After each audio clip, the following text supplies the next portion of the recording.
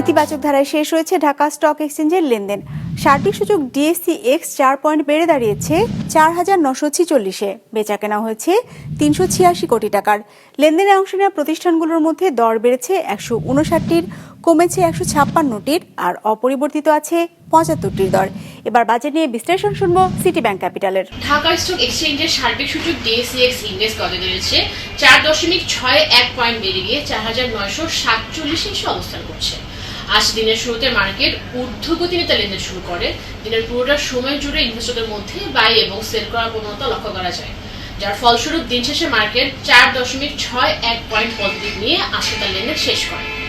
আজ মার্কেটে লেনদেনরত কোম্পানিগুলোর মধ্যে শ্যামল বেড়েছে ১৫৯টি, কমেছে ১৫৬টি এবং অপরিবর্তিত ছিল ৭৫টি কোম্পানির শ্যামল। আজ মার্কেটে টোটাল টার্নওভার ছিল ৩৮৬ কোটি টাকা।